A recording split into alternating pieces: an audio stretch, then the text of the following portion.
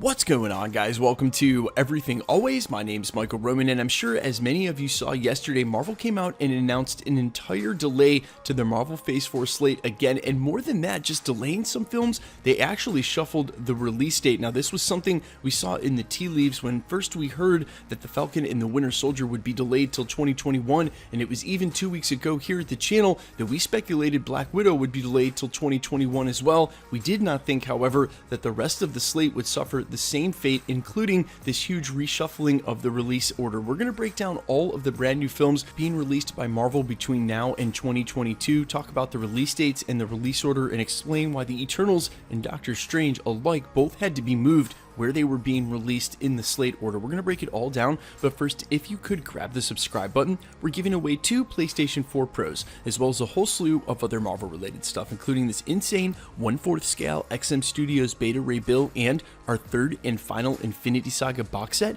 If you want to be entered to win, all you have to do, hit the subscribe button, then hit the notification bell, leave a like and a comment on this video, and if you want, stick around at the end of the video. We'll get into all the giveaway stuff again there. So we have 7 films between now and the earliest part of 2022, all moving dates, and 2 of which flip-flopping order. The first of which, obviously, May 7th, 2021, Black Widow will be released finally, and hopefully it was supposed to come out this November. Obviously, having been delayed from earlier in 2020, it has now pushed the entire slate back and will debut next spring, May 7th, 2021, after almost a full, or should I say over a full year delay. Now, instead of leading directly into the Eternals, which should have also come out originally this November, instead we will get Shang-Chi July 9th, 2021, Shang-Chi and the Legend of the Ten Rings on set and filming now in Australia, and there's a reason why the Eternals and Shang-Chi flip-flopped. Eternals have now moved to November 5th, 2021, almost a full year after they were slated to be released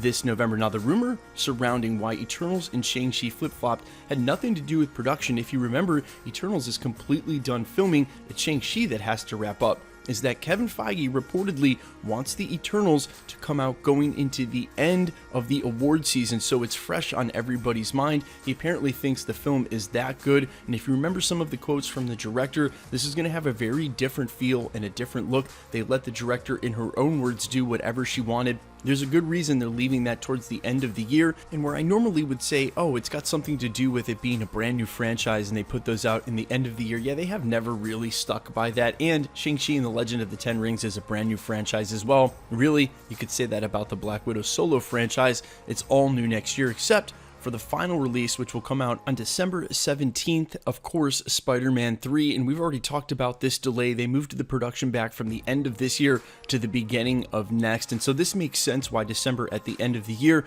2 things to note here. A, that'll be a week before Christmas, and surely the box office, hopefully the box office, will be back in full swing by then. And B, of course, that's 4 movies next year, keeping right on par with what Marvel Studios had wanted to do in the first place. So even though we had this full year-long delay in 2020, where we didn't get any films in theaters, it looks as though Marvel Studios is going to stay on course and keep pushing out 4 movies a year. Of course, the December 17th release for Spider-Man 3 really occupies a place on the Sony ladder, which is interesting because we still have Morbius and Venom to come out next year as well. If you add up the 3 MCU films, keep Spider-Man in between the 2, and then put Morbius and Venom on top of that, that's 6 superhero films over the next 12 months once we hit the 2021 calendar date of January 1st. That is 1 every other month for the entirety of the year. So if we definitely missed out on the superhero films this year, we're going to get a full spoonful next. Now, beginning in the earliest part of 2022, Thor: Love and Thunder will now come out on February 11th, in the earliest part again of that next year, which flip-flops with where Doctor Strange and the Multiverse of Madness should have been coming out somewhere after Shang-Chi in the summer of this year. Now, obviously, the reasons for this are the full rewrite and or the size and scope of that film. The running joke in almost every video that if half the characters that are rumored to show up in the Multiverse of Madness actually do, then it'll be the most jam-packed roster we've had since Avengers Endgame. Literally, I've said that so many times now, I don't even have to think about it when I do. They're doing rewrites because of the director change and what's going on with the scope of the film, pushing that back into 2022, only leaves me scratching my head as far as one thing, and that's the WandaVision lead-in with that property. We're supposed to see WandaVision at the end of this year, perhaps Thanksgiving weekend, leading into 2021, and that's supposed to be a lead-in directly to Doctor Strange in the Multiverse of Madness. It's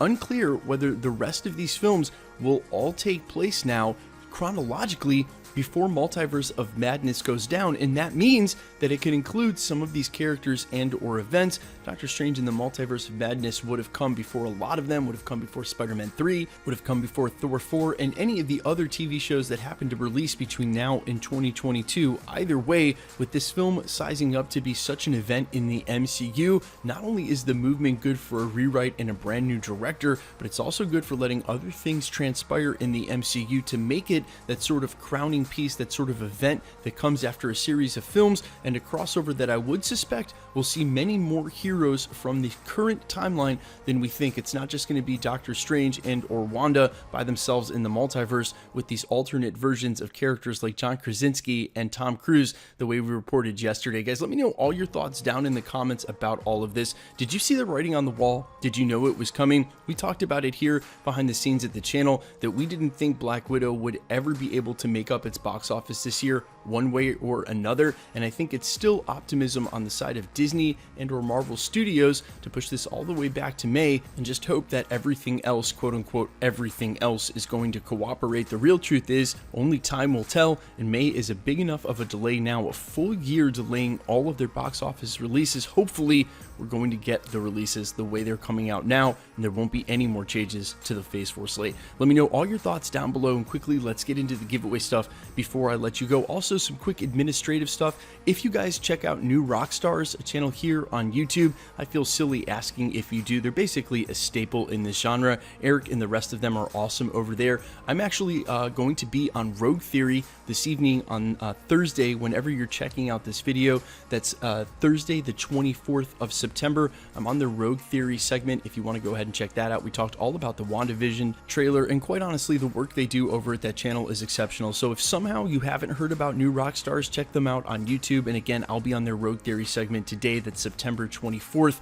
Go check them out. They are awesome. Okay, into the giveaway stuff. We're still giving away 2 PlayStation 4 Pros, the next of which is at the 700,000 subscriber mark. All you have to do to be entered to win, hit the subscribe button, then hit the notification bell, leave a like and a comment on this video, and that'll automatically enter you to win all the rest of the prizes here at the channel, like this insane 1/4 scale XM Studios Beta Ray Bill, or our 3rd and final Infinity Saga box set that we'll be giving away in the holiday season during December, just a couple of months away, regardless of the subscriber count. If you want to be entered to win, all the same rules will always apply. Hit the subscribe button to make sure you're a subscriber at the channel, then hit the notification bell with notifications turned on to keep up with the videos. Leave a like and a comment on this video, and because it's truly random, the more videos you like and comment on, the better chance you have of winning. All winners will be announced at the end of videos, the same way we're doing here. If you've missed any of the previous winner announcements, no worries. All you have to do is scroll back through the channel, look for the winner announcement in the sub count in the title, click on that video, and scroll to the end. You guys can find me over on Twitch at twitch.tv/Novellin, streaming World of Warcraft and other spell-adjacent games most nights. You can find me on Spotify with original music under All Fires, and of course you can sub here at the channel